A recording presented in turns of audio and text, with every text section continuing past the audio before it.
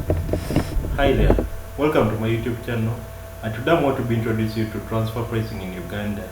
The law applicable when it comes to transfer pricing in Uganda is the Income Tax Act, Chapter 340 of the laws of Uganda, and of interest we're going to look at Section 90 of the Income Tax Act and Section 3, which defines what an associate is, and the regulations which are made thereunder, which are cited as the Income Tax Transfer Pricing Regulations of 2011, and then there's a practice note that was issued by Allen Kagina, who was once a Commissioner General of URA. Then the OECD guidelines, which are recognized under the regulations. But it is worth noting that the OECD guidelines are just that, they are mere guidelines, as has been expounded in a number of cases in Kenya.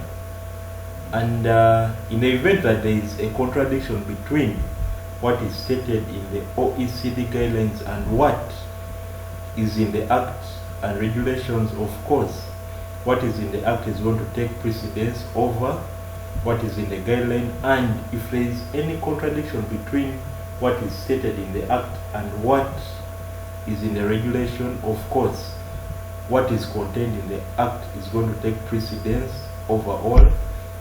And finally, under the law applicable, we have case law.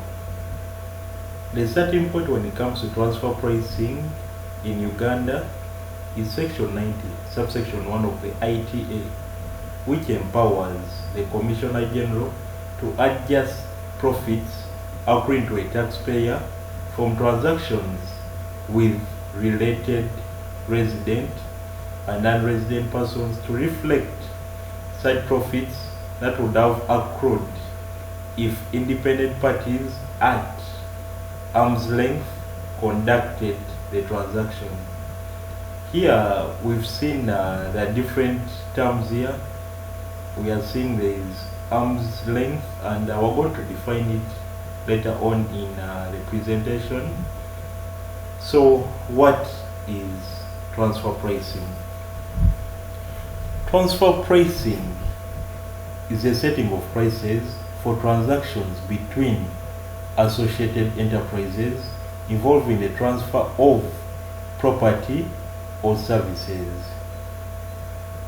Basically, an MNE, which is a multinational enterprise, can be a group of companies, and among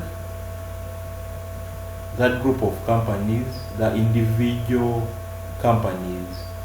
But here in law, we have what we call the separate entity approach, whereby each individual member of MNE is considered to be liable to taxation separately. So normally these individual companies, they transact together. So this is what we call a transfer price. A transfer price is the price at which associated enterprises transfer property or services between themselves. These transactions are referred to as controlled transactions. A controlled transaction is defined under Regulation 3 of the Income Tax Transfer Pricing Regulations as a transaction between associates. Who are associates? An associate has a meaning assigned to it under Section 3 of the Income Tax Act, Chapter 340 of the laws of Uganda.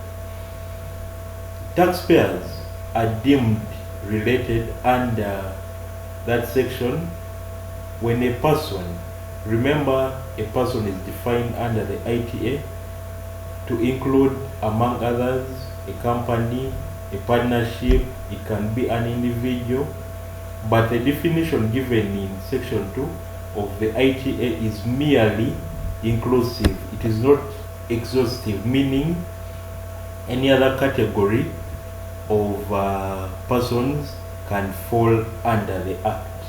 So when a person acts in accordance with the directions, requests, suggestions, or wishes of the other person, whether or not they're in business together, or whether those directions or wishes are communicated in the first mentioned person, such persons are deemed to be associates of each other.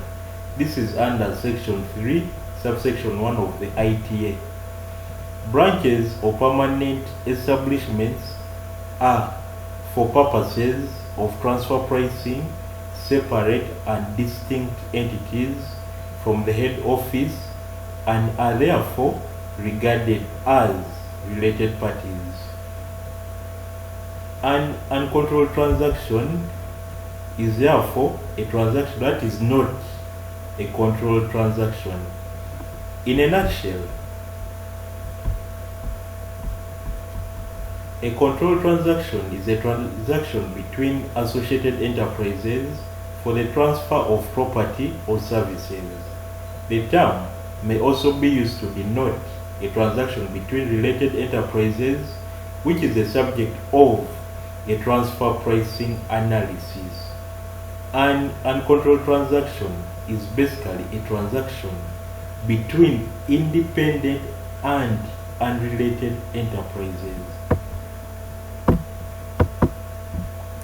Earlier on in my presentation, I talked about a separate entity approach, which entails that each individual group member of a multinational enterprise is subject to tax on the income arising to it.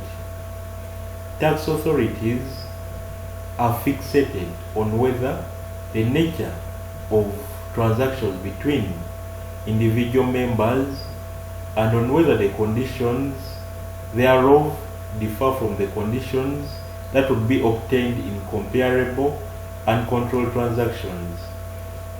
This analysis, where we compare a controlled and uncontrolled transaction, is what we refer to as the comparability analysis. This comparability analysis is at the heart of the application of the arm's length principle. But what is the arm's length principle? Regulation 3 gives us a precise answer of what an arm's length principle is. It basically states that arm's length principle in relation to a controlled transaction is defined to mean that the result of the transaction are consistent with the results that would have been realized in a transaction between independent persons dealing under the same conditions. The essence of the arm's length principle is that MNEs are required to price their intercompany transactions by utilizing prices that are or would be agreed between unrelated third parties in comparable circumstances. That is basically what Regulation 3 of the income tax says about the arm's length principle. By basing the pricing of intercompany transactions on such a reference, that is a hypothetical market price, the artificial shifting of profits between companies of MNE located in different jurisdictions ought to be prevented. But is there such thing as a universal price? One could wonder. Next week in my presentation, I'll cover that. Thank you for watching.